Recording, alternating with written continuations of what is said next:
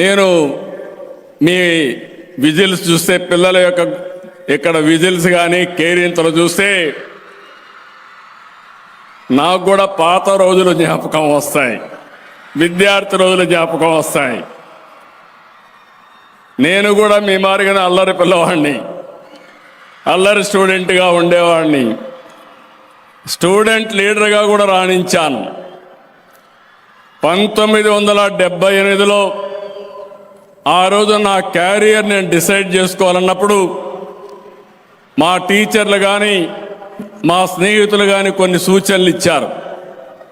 బాగా చదువుకుంటే all India competitive exams రాయించని. నేను దాని మీద ఎప్పుడూ శ్రద్ధ పెట్టలేదు. ఆ పని మనం చేయలేమని నేను కన్క్లూజన్కి వచ్చాను. మా వైస్ ఛాన్సలర్ ఒకరోజు నన్ను పిలిచి, నువ్వు యాక్సెప్ట్ చేస్తే నిన్ను ఫ్యాకల్టీ మెంబర్గా తీసుకుంటాను, యూనివర్సిటీ అంటే బెస్ట్ ఉద్యోగం అన్నాడు. గ్యారంటీ, టీచ్ చేసే పని కూడా ఉండదు, 2 గంటలే టీచింగ్ ఉంటుంది, మిగిలిన టైం అంతా రీసెర్చ్ ఉంటుంది. నేను ఒకే మాట చెప్పాను, నేను ఎమ్మెల్యేగా పోటీ చేయాలని నిర్ణయం చేసుకున్నాను, ఈ క్యాంపస్ నుంచే పోటీ చేస్తున్నాను, గెలిచి మళ్ళీ ఎమ్మెల్యేగా మీ దగ్గరికి వస్తానని మా వైస్ ఛాన్సలర్కి ఆ రోజు చెప్పాను. నా ఆలోచన ఒకటే,